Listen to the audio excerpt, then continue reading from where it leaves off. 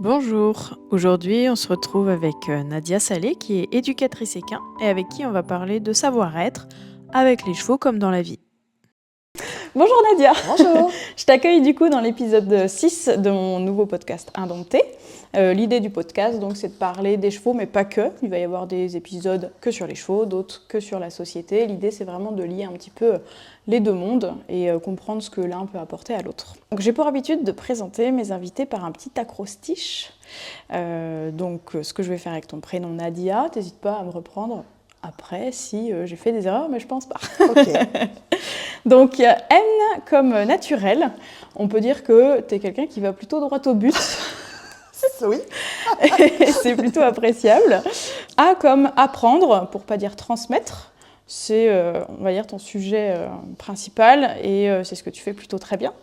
D comme, attention, du coup, j'ai pas de P dans ton prénom donc, mais j'aurais voulu mettre pédagogue. Ah, I comme inégalable dans les détails. Étant ton élève, j'aime énormément les détails et le fait qu'on puisse aller toujours plus loin, notamment dans l'éducation des chevaux, qui est notre sujet. Mais voilà, ta pédagogie, je trouve, à chaque fois, tu trouves le détail, et que ce soit en vrai, même pour avoir testé en visio, ce qui est assez surprenant et plutôt hyper agréable, quoi, parce qu'il y a toujours à améliorer. oui. Et du coup, c'est très chouette. A comme authentique, pour pas dire juste. Moi, je voulais vraiment parler de la justesse et de la justice. J'ai l'impression que c'est quelque chose qui t'est vraiment cher. Oui. Voilà pour ce petit acrostiche, il te convient ? Et il me convient parfaitement. Parfait. Je t'ai un peu saucée, mais Ouais. pourtant, c'est pas toi qui donne l'examen, mais bon, on sait jamais.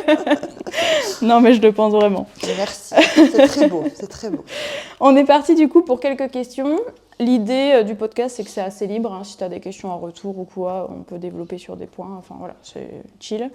On fait un peu comme on veut. Très bien. Donc, toi qui vois des cavaliers depuis plusieurs années, et notamment des professionnels, tu dirais quoi de la mentalité générale des cavaliers d'aujourd'hui ?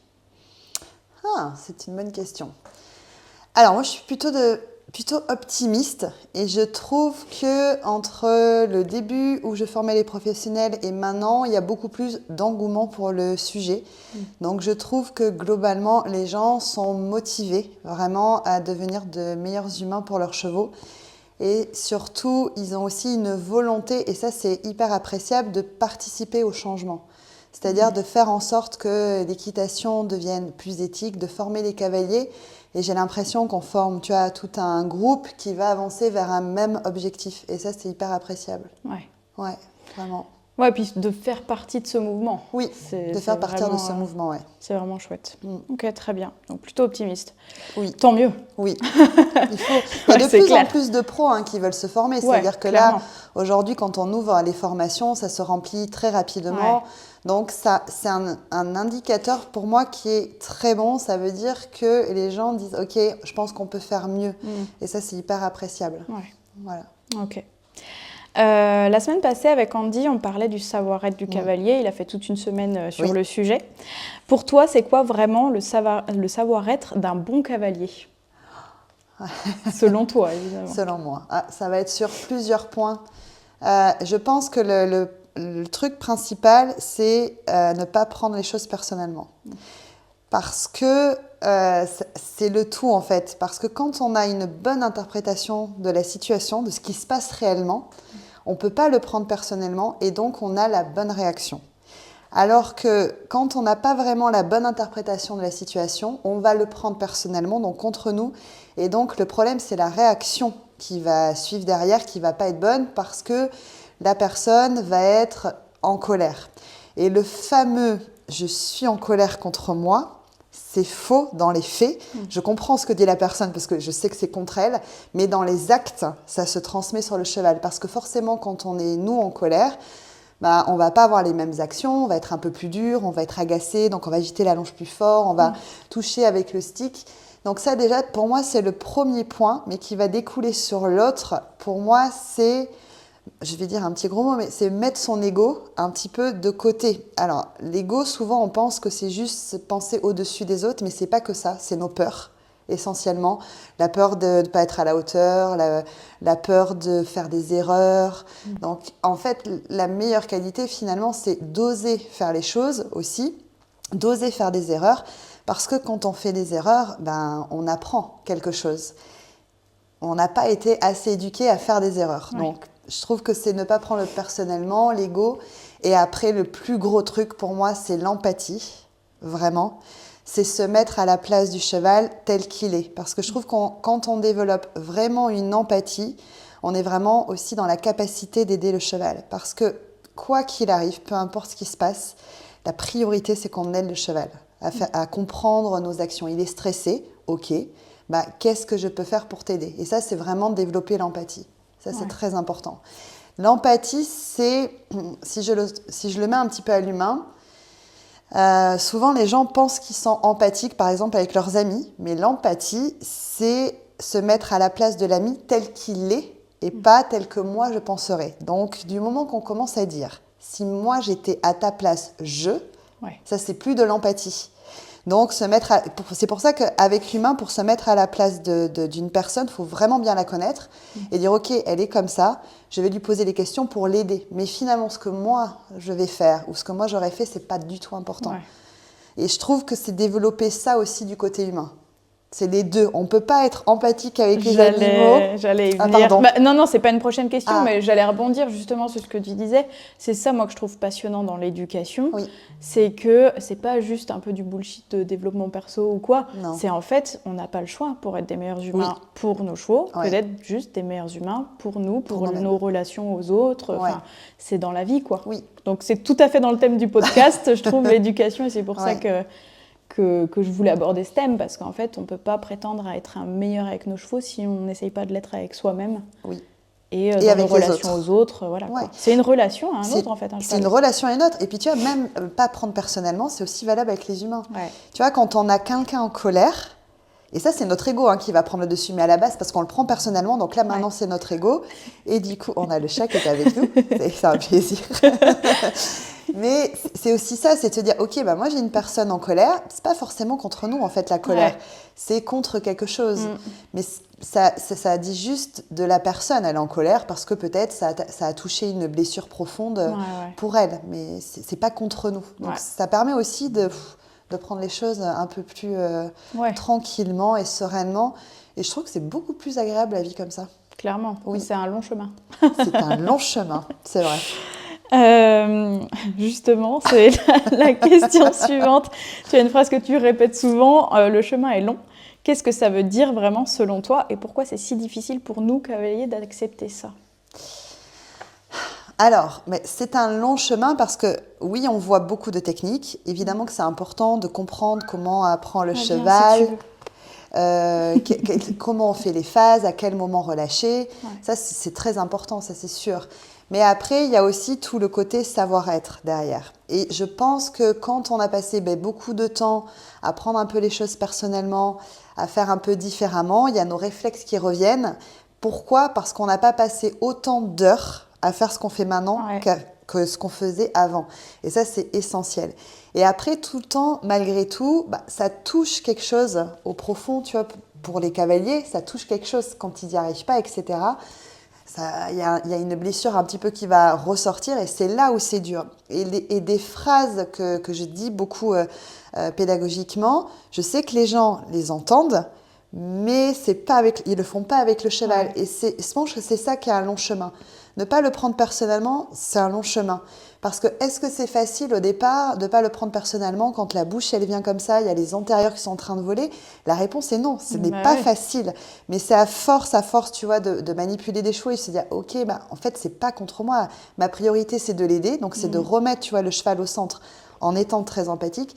Tout ça, c'est quand même assez long parce qu'il faut travailler sur notre savoir-faire et travailler sur notre savoir-être. Et je peux le dire, parce que moi encore aujourd'hui, on n'a jamais fini d'apprendre. Il y a toujours un cheval qui va m'expliquer que je ne sais pas. Il y a toujours même une situation pédagogique qui va me dire « Ah, là, c'était pas le bon chemin ». Donc, on apprend tout le temps, on reste des humains. Et nous aussi, on apprend par essai et erreur. Donc, c'est en ça où je dis « C'est un long chemin ». Et comme j'ai fait ce long chemin il n'y a pas si longtemps que ça, finalement, je comprends les cavaliers. Ah oui. Ça, je me dis, je sais, mais ça continue Ouais. après. Je peux pas mentir, ça continue après. Ouais, clairement. La remise en question, elle est perpétuelle, quoi. Et puis en plus, enfin, toi, du coup, tu dois le voir en voyant plein de cavaliers et surtout des pros, Oui. qu'on n'arrive pas avec les mêmes bagages et Non. tu vois, on n'arrive pas du tout égaux face Non. au savoir-être, Bien sûr. par rapport à l'éducation qu'on a eue, Oui. par rapport à notre entourage. Par rapport aux épreuves de la vie, Ouais. il y a plein de choses, bien sûr. Ouais. C'est intéressant. À chaque fois que je viens ici, je suis souvent un peu secouée, notamment par rapport à tout ce que tu viens de dire. Ah, mince. Parce que l'éducation du cheval me met face à mes zones d'inconfort, mais c'est aussi ce que je viens chercher. J'ai vraiment cette envie toujours d'avancer, même si c'est pas facile. Selon toi, pourquoi ce travail avec le cheval nous touche autant au point de parfois nous transformer? C'est une bonne question. Je ne suis pas sûre d'avoir la réponse, mais je vais réfléchir.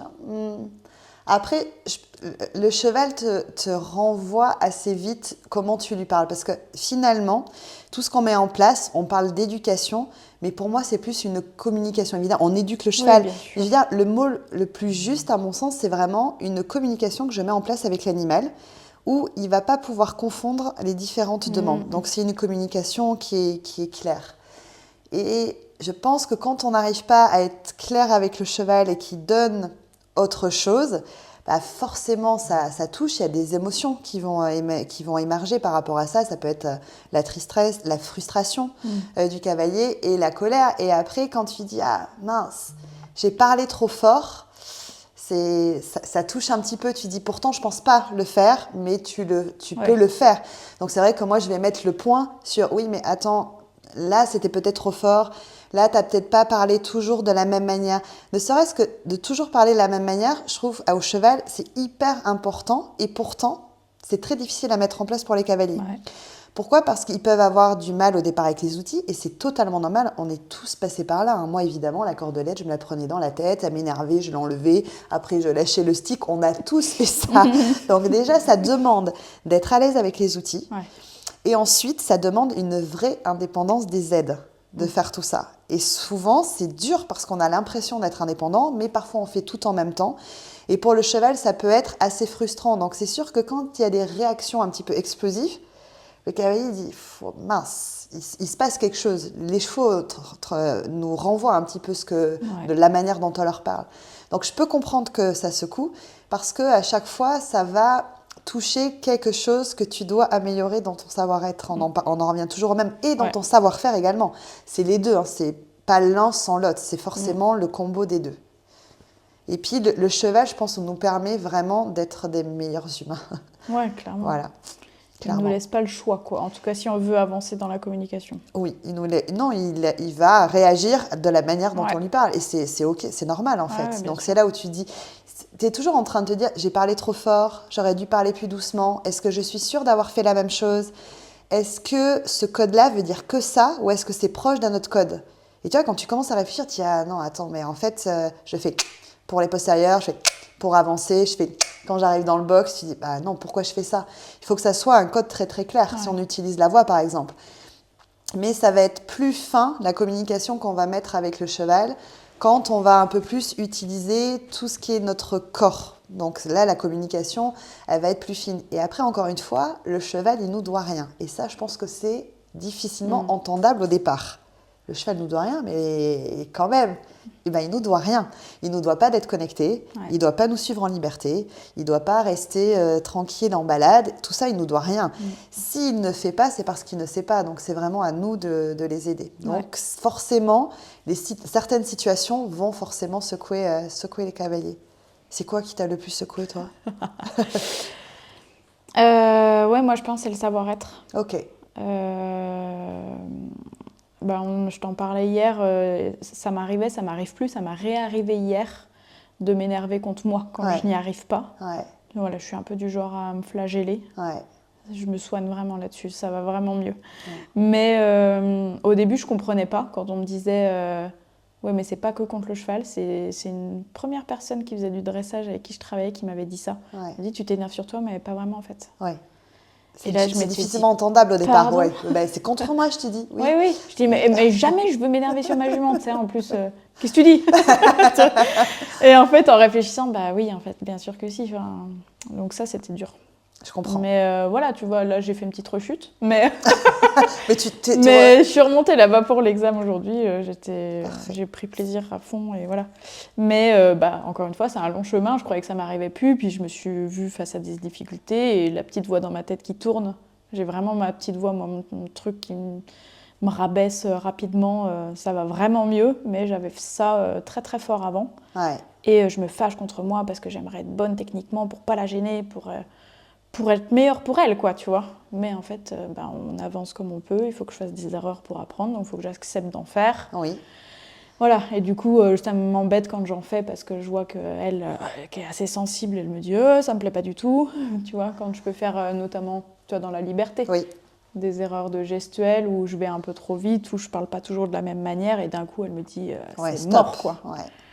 Et elle le dit fort, et du coup, je la vois en mal-être, et ça retourne, tu vois, c'est le cercle un peu vicieux, quoi. On me dit, putain, ça, c'est de ma faute, là, c'est ce que je viens de provoquer. Après, dur. si tu te mets vraiment sur le truc de... Tu vas juste l'aider à comprendre chaque action sans attendre quelque chose. Parce que malgré tout, on va finir. Mais de l'aider à comprendre sans être dans une attente, je t'assure que le reste va suivre. Ouais. Donc, je pense que tu prends le problème à l'envers. Toi, tu veux devenir meilleur techniquement.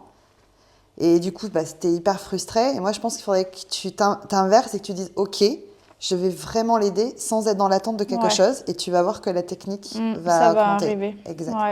Ouais. Là, je l'ai un peu senti. J'ai fait une petite erreur sur l'examen technique. Mais sur le reste, c'était très court, donc l'erreur, donc ça va. Sur le reste, j'étais vraiment dans l'idée de comment tu peux l'aider à comprendre. Et pareil, ça, c'est des phrases que tu dis. Enfin, tu vois, moi, j'ai passé le BF1 il y a 3 ans. Je la connais, ces phrases. Mais c'est pas parce que tu l'entends que tu arrives à la mettre en pratique. Bien sûr. Il faut l'entendre, la conscientiser. Et l'appliquer. Et l'appliquer, quoi, tu vois. Et comprendre comment l'appliquer. Puis au début, tu vois comment ça marche sur les autres, mais toi, tu n'arrives pas à le mettre en place. Enfin, c'est long, mais c'est hyper intéressant, quoi. Donc voilà, je me soigne. Très bien. Alors, on parle beaucoup de technique avec les chevaux, justement, mais finalement, n'est-ce pas notre état intérieur qui fait la différence? On en a parlé un peu. On a déjà parlé un petit peu, c'est vrai. En termes de vraiment, qu'est-ce qui fait la différence? Oui. Un équilibre des deux, ou tu penses que... C'est vraiment un équilibre des deux, parce que je pense que sans la compréhension, on ne peut pas aider le cheval. Donc, la technique reste importante, mais c'est sûr que notre état intérieur... C'est ce qui fait aussi beaucoup quand tu travailles le cheval, de l'aider à comprendre, de se dire ok, c'est pas personnel, le cheval nous doit rien. La priorité, c'est pas de faire un exercice, c'est de l'aider à comprendre l'exercice. Et cette phrase, elle paraît banale, et je suis sûre que je l'ai dit devant 200 personnes, tout le monde va me dire oui, bien sûr. Sauf que dans les faits, c'est pas ce qui va se produire. Donc oui, notre état intérieur, ne pas être dans l'attente, être dans l'empathie. En fait, rester toujours hyper calme malgré la tempête. Ouais, clairement. C'est ça, en fait, le truc. C'est de dire, OK, aujourd'hui, ce que j'ai aussi beaucoup répété dans le stage, c'est ce que l'on a d'habitude, c'est pas ça le plus important. Imagine, d'habitude, tu as la jument hyper connectée. Aujourd'hui, elle est totalement déconnectée, prise par l'environnement. Et c'est là où on va mettre notre focus. Donc là, c'est notre état intérieur. Soit je mets mon focus sur elle est connectée à l'environnement, alors que hier, ça allait super, et pourquoi aujourd'hui, ça ne va pas et donc là, le cavalier est énormément sur lui. Ou alors se dire, OK, il se passe quelque chose aujourd'hui, c'est OK, je vais l'aider dans l'instant T. C'est pas important le pourquoi ça se produit aujourd'hui, mais le plus important, c'est vraiment de mettre le focus sur l'aider à ce moment-là, parce qu'elle est stressée, et il faut faire redescendre, tu vois, la pression assez rapidement. Donc il y a tout ça. Il y a aussi notre ego qui prend trop le dessus avec le cheval. Là, tu peux pas casser un cheval, tu peux pas dompter un cheval. Tu peux juste communiquer avec lui. Et donc, ton ego, tu devrais le laisser vraiment de côté. Et ça, je pense que c'est un vrai travail. C'est très dur au départ. Mais quand tu as la colère qui arrive ou des choses comme ça, c'est ton ego finalement qui est blessé. Donc, la manière dont tu vas te comporter avec un cheval quand il y a une tempête, finalement, je ne sais pas pourquoi je dis tempête, j'ai envie de dire tempête, mais c'est parce qu'on a pris la tempête un peu. Quand il y a une tempête, ça en dit long, c'est le rester le plus calme possible. C'est-à-dire, plus un cheval est stressé, plus je suis hyper calme, mais vraiment, je prends le temps de respirer, je baisse un petit peu mon énergie. Pourtant, je vais demander des choses, évidemment. Je ne vais pas laisser le cheval stressé, je vais demander un peu l'arrière-main, avant-main, je vais demander des choses. Si j'ai un cheval qui est un peu plus désensibilisé à plein d'outils, là, mon énergie va être beaucoup plus présente. Mais je vais adapter mon énergie. Et aussi, ce qui est important dans l'ego, c'est d'accepter, et ça, c'est dur, hein. Tu travailles un cheval, tu es même devant un client, tu prends un chemin et c'est d'accepter que tu n'as pas pris le bon chemin, de faire machine arrière et de prendre un nouveau. Ouais. Et ça, c'est important. Ouais, clairement. Ouais. Bah, puis ce truc d'essai-erreur, quoi. Oui. On le dit pour les chevaux, mais pour nous, c'est pareil. Bien sûr. Et tu vois, tu parlais de tempête ou autre. Quand ça fonctionne pas, le truc de prendre l'erreur comme une opportunité de travailler un truc. Exactement. Ça, pareil, je l'ai longtemps entendu sans le comprendre, mais ça demande énormément de lâcher prise. Ouais. Et là, maintenant, je le mets en pratique et Génial. tu te dis, c'est trop bien, quoi. C'est une de mes phrases préférées. Ouais. je l'ai dit beaucoup, mais oui, parce que à chaque fois, c'est une opportunité d'expliquer quelque chose. Mais pour arriver à là, ça demande une vraie sagesse. Hein, donc, tu vois, se dire, ouais, ça te met face à Mais même dans ta vie, tout est une opportunité. Il y a un truc, t'as un problème, c'est une opportunité de trouver une solution. Ouais. Ou alors, je me focus sur le problème. Et tu vois, pour l'état intérieur, là, ça me fait penser aux promos. Tu vois, j'ai vraiment l'impression, je ne sais pas si toi c'est le cas ou si moi c'était juste pour les promos où j'étais, BF1, bah forcément c'est les premières arrivées, donc bah, on a un peu de tout. Et je trouve vraiment ceux qui restent en BF2, c'est ceux qui ont le savoir-être. Tu vois, qui ont compris, rares je pense, sont ceux qui vont enchaîner la deuxième année. Oui. Alors qu'ils ont été perturbés en BF1, qu'ils ont tous quitté leur mec. Et oui, c'est ça. Ils ont tout remis en question, parce qu'il y a beaucoup... C'est vrai qu'il y a tellement de remises en question, le cheval te remet en question. Mais clairement. Oui, bien sûr. Donc, je trouve qu'il y a une vraie différence dans le BF1, dans le BF2, par rapport au présent, par rapport à ça, à l'état intérieur. Quoi. Totalement. Tu dis mais purée, en plus c'est ma prochaine question. C'est je pas me suis même pas rendu compte sur l'opportunité. Oui. Tu dis souvent que les erreurs du cheval et du cavalier sont des opportunités. Oui. Comment on change notre regard sur l'erreur quand on vient d'un milieu où il faut absolument pas se tromper? Ouais, je sais. En vrai, ça vient de notre éducation parce qu'on a mis en avant tout ce qui n'allait pas. C'est-à-dire que quand on rendait des devoirs, on mettait en rouge tout ce qui n'allait pas. Ouais, le rouge, ça, c'est vraiment dommage parce qu'en vrai, si on avait mis en vert tout ce qui allait, on oserait faire des erreurs parce qu'en fait, il n'y a pas d'autre chemin possible que de faire des erreurs pour apprendre. Bah oui, clairement. Donc, il faut oser les faire pleinement. Je ne peux pas mentir, il y a des erreurs qui vont coûter plus cher que d'autres. Ouais, clairement. Mais il faut oser se tromper. Donc, c'est vrai que parfois, j'ai des cavaliers qui me disent « Moi, je viens faire le stage parce que vraiment, je ne veux pas faire d'erreur. » Je dis « Justement, tu vas en faire plein. Tu vas en faire plein. » Mais c'est aussi se réjouir de son erreur. Moi, je pense que c'est une habituation. Quand on fait une erreur, on devrait se dire « C'est génial, je viens d'apprendre quelque chose. » Et pas se dire, je me suis encore trompée, mais j'ai pas mis le stick au bon endroit, j'ai pas fait ci, j'ai pas fait ça. Déjà, se rendre compte de ce qui n'allait pas, pour moi, c'est déjà la plus grosse marche qui est franchie. C'est vraiment hyper important. Donc, si le cavalier se rend compte quand il fait des erreurs, mais pour moi, c'est déjà gagné. Donc, c'est génial en fait. Il n'y a pas d'autre chemin. Tu ne peux pas apprendre sans te tromper. C'est pas possible. Est-ce que moi, j'ai déjà mis la pression trop forte au cheval tout d'un coup pour le reculer? Oui. Est-ce que j'ai fait des erreurs de timing? Oui. Est-ce que j'en fais encore? Oui. Est-ce que j'en fais de moins en moins? Oui, mais j'en ferai encore parce que les erreurs de timing, c'est au millième de seconde près. Ouais. Donc, on continue de faire des erreurs. Tu vas plus loin, quoi. Voilà, mais tu vas plus loin. Donc, c'est sûr qu'à force de manipuler, t'en fais de moins en moins. Ouais. Mais c'est pour ça que dans mes stages, et même dans les formations pro, je dis « Ah, j'aurais dû faire ça. » Ouais. Parce que c'est important pour moi de le dire, parce que ça vous montre que là, je n'avais pas un bon timing. Tu vois, c'est OK de le dire. J'aurais dû laisser gagner ça. Ah, j'aurais dû... Non, c'était pas maintenant qu'il fallait que je laisse gagner. C'est aussi pour vous dire, je fais des erreurs. Oui, tu le dis clairement. Voilà. En plus, tu as le micro au milieu de la carrière. Et du coup, c'est bien de voir ça aussi. Et ça perturbe rien du tout. Quoi. Non, ça perturbe rien. Non. Puis après, il y a aussi, on a mis le moniteur sur un piédestal qu'on ne peut pas tenir en fait. L'infaillibilité de... Mais non, c'est pas un sachant... Non. On est encore en train d'apprendre. Mais bien sûr. En une vie, on n'a pas le temps de tout savoir. Impossible sur le cheval. Il nous faudrait... beaucoup de vie, je pense. Clairement, c'est clair. C'est quoi, selon toi, la qualité la plus sous-estimée chez un cavalier, celle qu'on devrait tous cultiver un peu plus?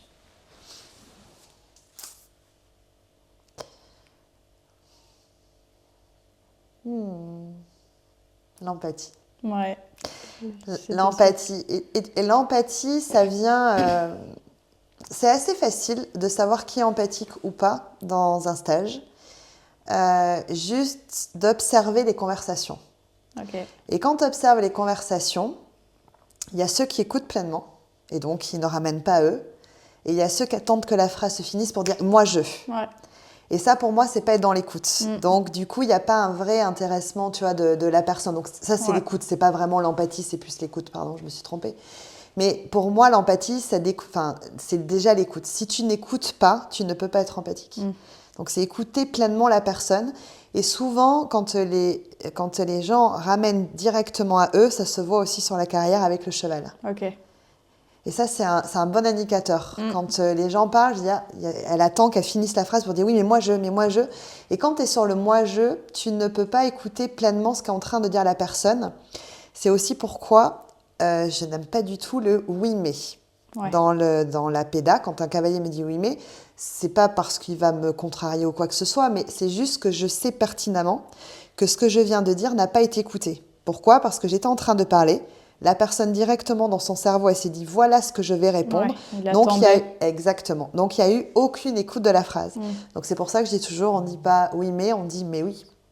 Mais non, mais c'est hyper important parce que tu vois le oui mais en tant que cavalier, tu vois, c'est un point aussi à travailler. J'en dis pas qu'un seul, je suis désolée, j'en ai plusieurs, mais le oui mais c'est déjà se l'enlever parce que le oui mais ça indique qu'il n'y a pas eu d'écoute de la phrase précédente et ça c'est hyper important, je pense. Ok. J'en ai dit 3. Non, mais c'est plutôt pas mal. C'est intéressant les 3, donc on les garde. On les garde, c'est bon. Tu peux couper si tu veux. Dernière question. Qu'est-ce que t'évoque le titre du podcast Indompté ? Indompté. Déjà, on ne dompte pas un cheval. Donc, la phrase, je ne sais pas comment tu as choisi le titre, mais la phrase me plaît bien parce qu'on ne dompte pas un cheval, on éduque un cheval, on met en place une communication qui va être très claire pour lui. Donc ça, c'est la première chose. Indompté, ça me fait penser un peu aussi au côté t'es libre, t'es libre de ce que tu veux faire. Et on ne peut pas mettre le cheval dans une case non plus. Ouais. Donc j'aime bien ce côté de liberté, mais je pense que ce qui me parle le plus, c'est on ne dompte pas un cheval, donc c'est pour ça que c'est indompté. Ouais, en fait, moi, je l'ai écrit pour Oplov. Enfin, en fait, ce titre, j'ai mis longtemps à chercher un mot ou un titre, peu importe. Et quand j'ai réfléchi à indompté, je me suis vue avec Hope et je me suis dit ni l'une ni l'autre peut être domptée, quoi. Ok. Ouais, ça te va bien. Ça te va bien, carrément bien. Tu es libre, c'est vrai. Oui. C'est vrai. Et du coup, je me suis dit, en plus, vu que je parle société et cheval, c'est pour ça que j'aime bien poser cette question, qu'est-ce que ça t'évoque ? Parce que ça peut être dans les deux camps, ça peut être sur plein de sujets différents, sociétaux ou dans les chevaux, quoi. Ça coche toutes les cases, quoi. Donc, très bien. C'est un très joli nom. J'aime beaucoup. Merci beaucoup. J'aime beaucoup l'idée. Eh bien, écoute, merci à toi pour ce podcast. Avec plaisir. Et bonne continuation. Et toi aussi. Merci. Bonne continuation. Merci d'avoir écouté ce podcast et je vous donne rendez-vous la semaine prochaine pour le dernier épisode de la saison 1.